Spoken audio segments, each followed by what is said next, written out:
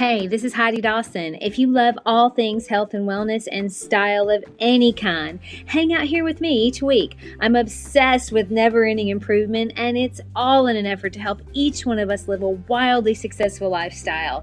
Subscribe today so you don't miss a thing. Hi, guys. Welcome to episode 409 of the Wildly Successful Lifestyle Podcast. Thanks for being here. I appreciate you very much. Not only in that we get to be together twice a week, but also in that together, by making ourselves better, we're making the world better. And for that, I thank you. I thank you for making life better, not only for yourself, but for me and everyone that you touch. And this life is so much more than it appears on any given day. I mean, we all go through life and we have our daily routines, our life drama, our new experiences, our likes, our dislikes. I mean, I could go on for days describing the things that we live every day. I mean, there's more to life, though, than just waking up, going about our routines, and then doing it again all the next day. I mean, if you're really searching and striving to be the best that you can be, which I believe you are, and I am, I say that because we spend 2 days at least together every week with this podcast, working on our mindset and working on being the best version of us. So I know that you are. You're working at it just like I am. But if you're searching for how to be the best version of you, the universe or God or intuition, whatever you want to call it, it's guiding you. It's hinting to you. It's nudging you always towards things that will excite you and inspire you and encourage you and put you on the path that you know deep down you were meant to live.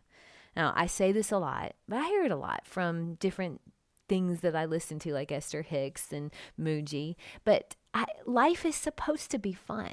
We're supposed to be having fun. You should be having a good time more often than not. I hope you know that that's true. I talked about it in episode 408 about our two different realities, the one that's happening and the one in our head about what's happening. That's such a good point to know, because our happiness and the actions we take day to day, they either lead us to more happiness or away from it. And that all starts in our head. And it may sometimes feel like you're out in this big, crazy world all alone trying to figure things out on your own. Of course, you have friends and family, and thank goodness for them, but you're still responsible for you and your own happiness. No one else can be responsible for that for you. Now, someone can influence it, but they can't do it for you. So I love those moments, those books, those people that feel like it was just providence that they came into my life. Now, my friend Lena recently bought me a book. Now, she didn't just buy a book. She bought a book that has a movie out right now. And she said, hey, I'm reading this book. And I thought that you could read it too. And when we're done, we go see the movie with our husbands. And so I thought that was a great idea. And we're almost done with the book. And we're actually going to go see the movie with our husbands on Monday. So I'm super excited. Now, I'm telling you this because this could have easily been an experience where I got a great book from a friend and we read it together, and then we watched the movie together with friends, and that would have added enjoyment to my life. And then that would have been the end of it, and we would have continued moving on.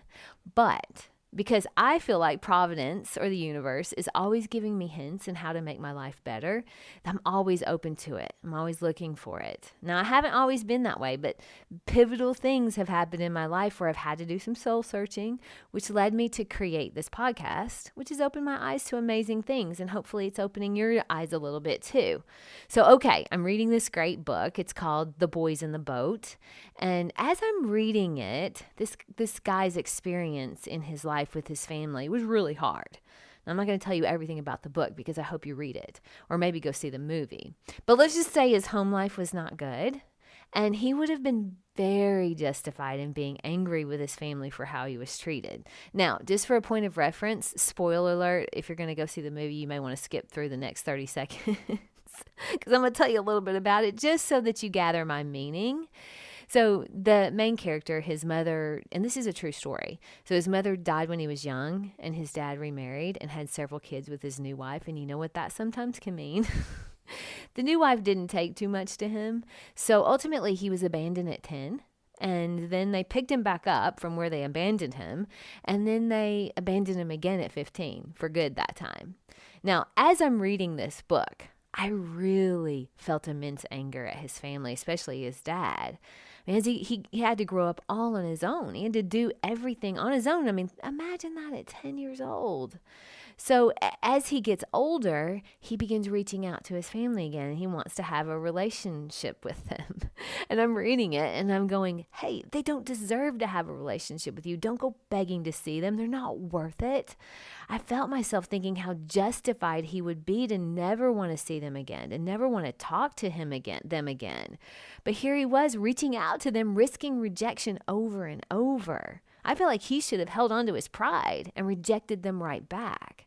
I actually had the thought that it was kind of pathetic that he was giving them a chance to be back in his life. In my mind, they should have been reaching out to him, not him reaching out to them. He was the one that was wrong. Okay, I know this is sounding bad on my part. All of these thoughts are not very good, but that's how I felt. I had very strong feelings about it. It hit me kind of hard. Now, I know why. And if you've been listening for a while, you probably know why too. So I have had a similar experience, maybe not as bad because I wasn't 10.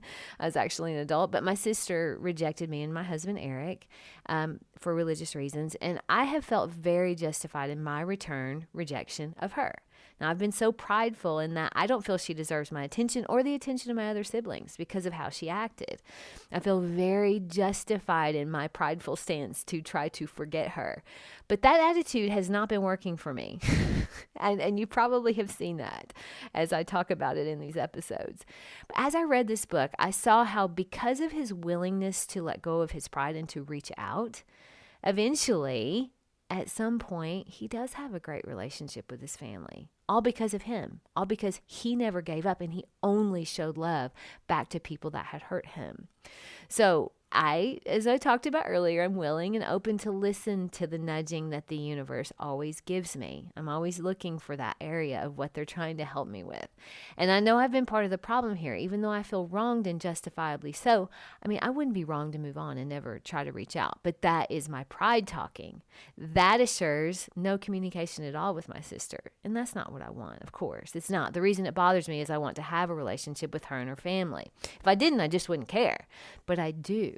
So I listened to the nudging, and I actually reached out and sent my sister a text out of the blue the other morning. I had found my mother had told me that she had some new puppies, and so I reached out and I said, I would love to meet your new puppies. And also I'd clean my closet out. Would my niece like to have the clothes? Now, this was out of the blue. It's been a year since we've had any kind of communication. I wasn't sure what I would get back. And I knew it could be complete rejection again. I would have been right to be hurt and stay mad because she did shun me, not the other way around. But I also knew that old phrase, do you want to be right or do you want to be happy? That's a real thing. I want to be happy. And as long as I do everything on my part with no pride in my heart, then I can move forward in this life with no regrets, regardless of the outcome. And that's how I want to live my life.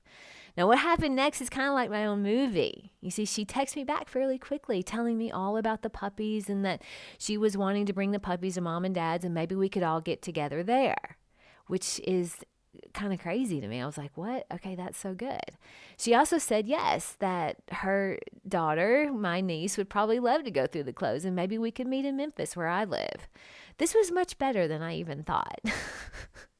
So simply because I let go of my pride and reached out, risking rejection again, knowing it was possible, but also knowing I can handle any response I get because I was letting my heart do the talking instead of allowing my pride to try to protect me. That's all pride is. It's a protection from further hurt. But pride in this situation can actually cause more hurt because it holds you back from taking steps towards reconciliation, even though it seems justified. And from a lot of viewpoints, it was justified, my pain and my hurt. But my point through all of this, my point of this story is the universe put that book in my world through my friend Lena, and it was my job to take from it what I needed to hear. Yeah, reading the book, going to see the movie with our friends, that alone would have been great. But finding the deeper meaning and seeing where I can apply it in my life, that's the good stuff. That's what takes life from really good to simply outstanding. And those nuggets are everywhere, all around us, all the time. We just have to be willing to see them, to be open to them, and then take action in our own life because of them. The universe is always speaking to you, but you gotta listen. My challenge to you this week is to notice one thing, just one thing this week that could have a deeper meaning. And don't just enjoy that moment. Act on it. Do something. Make a call. Send an email. Reach out, even though it may be uncomfortable. A lot of times, the good stuff is just across the line of your comfort zone. Share this with 3 people that come to mind with this episode. Just 3. I love you guys. I'll talk to you in a few days. Don't forget to subscribe and share with your friends, because we're just going to keep going bigger and better places together, and I love that about us. Talk to you in a few days.